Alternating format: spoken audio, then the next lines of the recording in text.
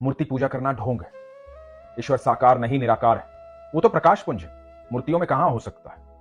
वो ऐसा थोड़ी दिखाई देता है। मूर्ति तो इंसान ने बनाई है, उसमें ईश्वर कहां से आ सकता है। इस तरह की बहुत सारी बातें आपने सुनी होगी, विचार विमर्श भी किया होगा।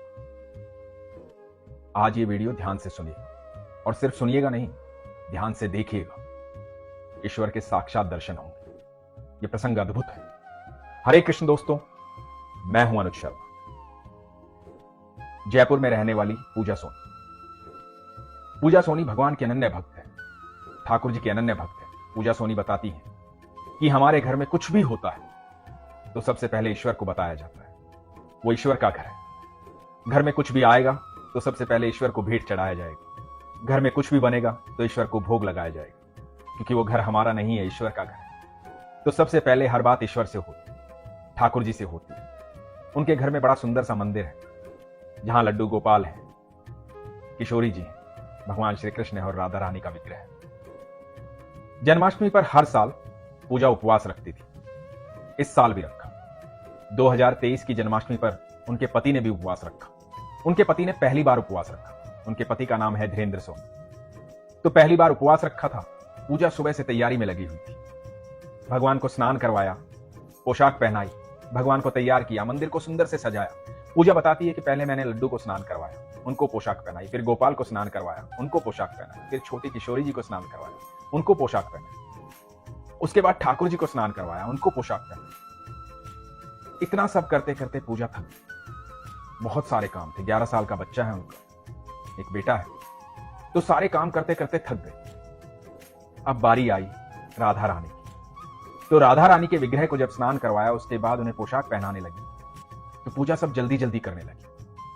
तो पूजा ने पूरी तरह से उन्हें नहीं सजाया, जल्दी जल्दी में सजाया, उनको पोशाक पहनाई। और उसके बाद पूजा पोशाक पहना करके, सबको यथास्थान रख करके, सारे विग्रह स्थापित करके उठने लगी। जैसे ही उठने लगी, उनका सर जो है मंदिर की दीवार में लगा। सर पर चोट आ गई। लेकिन वो इतनी जल्दी में थी और इतने सारे काम थे कि उन्होंने ध्यान ही नहीं दिया। फिर कुछ फोटो खींचे भगवान के, मंदिर के फोटो खींचे, क्योंकि मंदिर सुंदर बना दिया था। बहुत सारे फोटो लिए भगवान के। आमतौर पे लोग ऐसा करते हैं, हम सब ऐसा करते हैं, अपने भगवान के फोटो खींचते हैं। तो भगवान के फोटो लेने के बाद अपने काम में लग गए। इनके पति धीरेन्द्र सोनी जी को आज दोपहर में ही अपने काम से आ जाना था, क्योंकि उपवास भी था। तो दोपहर में 3 बजे वो अपने काम से वापस घर आए। पूजा अपने काम में व्यस्त थी। तो धीरेन्द्र सोनी जी अपने घर के मंदिर में माथा टेकने गए, भगवान को देखने गए, मंदिर को देखने गए। मंदिर सजा हुआ, सुंदर लग रहा था। अचानक से धीरेन्द्र जी ने पूजा को आवाज दी और पूजा से कहा कि पूजा देखो, ये क्या हुआ? राधा रानी ऐसी क्यों लग रही है? देखो राधा रानी को क्या हुआ? पूजा भाग कर आई। पूजा ने देखा कि राधा रानी की गर्दन मुड़ी हुई, तिरछी। पूजा को विश्वास नहीं हुआ। उसे लगा कि शायद मैंने विग्रह को सीधा नहीं रखा है, तो ठाकुर जी की तरफ मुंह करके रख देती हूं, सीधा रख देती हूं, जैसे हमेशा रखती हूं। उन्होंने उसे सीधा रखा, लेकिन गर्दन जो है फिर भी मुड़ी हुई थी। पूजा की समझ में नहीं आया, धीरेन्द्र जी की भी समझ में नहीं आया, क्योंकि विग्रह मार्बल का बना हुआ है, गर्दन कैसे मुड़ सकती है? कोशिश की हाथ से सीधा करने की, पर कैसे हो सकती है? मार्बल का विग्रह है, कैसे सीधी हो? मन व्यथित हो गया, व्याकुल हो गया। भाग करके नीचे अपनी भाभी के पास गई। भाभी से जाके बोली, भाभी मुझे लगता है राधा रानी नाराज है, मैं उनको अच्छे से सजा नहीं पाई, जल्दी जल्दी में थी, मेरे सर पर चोट भी लग गई, मेरी समझ में नहीं आ रहा मैं क्या करूं। तो भाभी ने कहा, क्या हुआ? तो पूजा ने बताया कि मैंने सबको 2-2 हार पहनाए थे, राधा रानी को 1 हार पहनाया, शायद वो नाराज है, मैंने उन्हें जल्दी से तैयार किया। तो भाभी ने कहा कि ठीक है, जाके दूसरा हार पहना दे। पूजा ने कहा कि नहीं भाभी, राधा रानी की गर्दन जो है वो मुड़ गई है, घूम गई है, तिरछी हो गई है। भाभी बोली, ऐसे कैसे हो सकता है? चल मैं भी देखती हूं। और भाभी ऊपर आई। जब भाभी ऊपर आई तो देखा कि राधा रानी की गर्दन जो है वो सीधी हुई, वो मुड़ी हुई नहीं। तो पूजा ने बताया कि भाभी अभी अभी गर्दन मुड़ी हुई थी। तो भाभी ने भी सोचा होगा कि हो सकता है मन का वहम हो। भाभी भी चली गई। घर में पूजा की तैयारी होने लगी, लेकिन पूजा का मन व्यथित था, व्याकुल था। पूजा के मन में यह बात थी कि मैंने राधा रानी को अच्छे से तैयार नहीं किया। तो पूजा ने राधा रानी को फिर से तैयार किया, अच्छे से सुंदर बनाया, विग्रह को स्थापित किया। और जैसे ही विग्रह को स्थापित करके ठाकुर जी के पास रखा, तो पूजा बताती है कि राधा रानी मुस्कुराने लगी। यह अद्भुत अनुभव था।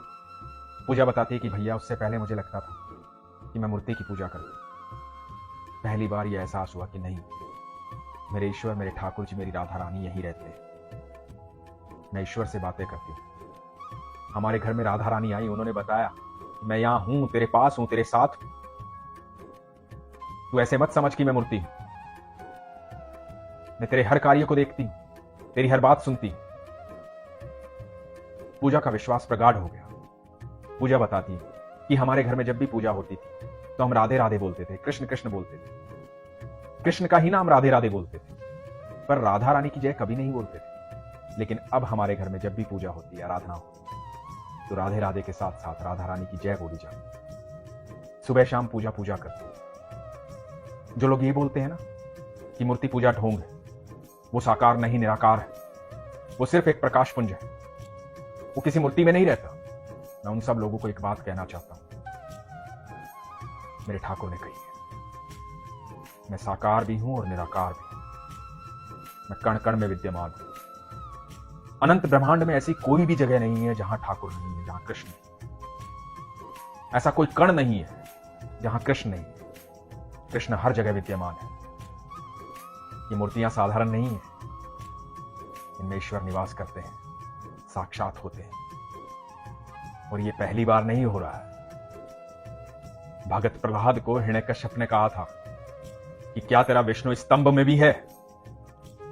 तो भगत प्रहलाद ने कहा था कि मेरा ईश्वर कण कण में है, मेरा विष्णु कण कण में है, मेरे भगवान कण कण में है, स्तंभ में भी है। और गुस्से में आके हिरण्यकश्यप ने उस स्तंभ पर वार किया था। और जब स्तंभ टूटा था तो वहां से भगवान नरसिंह अवतार में आए थे। भगवान तो कण कण में है, ईश्वर तो कण कण में है। आपका विश्वास होना चाहिए।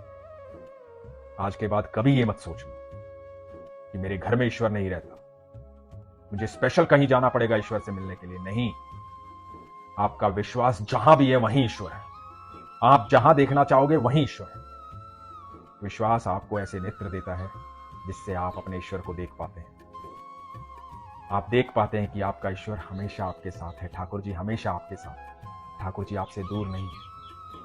पूजा बताती है कि उस दिन से मेरे पति ने कहा कि अब मैं हमेशा जन्माष्टमी में उपवास रखूंगा, भगवान श्री कृष्ण की, राधा रानी की आराधना करूंगा। उनका 11 साल का बेटा भी भगवान की आराधना करता है। जब ऐसे संस्कार बच्चों को मिलते हैं तो उनकी नींव मजबूत होती है। और यकीन मानना दोस्तों, सब कुछ आपका साथ छोड़ देगा। सब कुछ, आपके सगे संबंधी, रिश्तेदार, परिवार, दोस्त, सब आपका साथ छोड़ देंगे। एकमात्र ईश्वर ही है जो हर पल आपके साथ है और हर पल आपके साथ रहेगा। इसलिए हमेशा कहता हूं, अपने विश्वास को मजबूत रखो, अपना ख्याल रखो। हरे कृष्ण।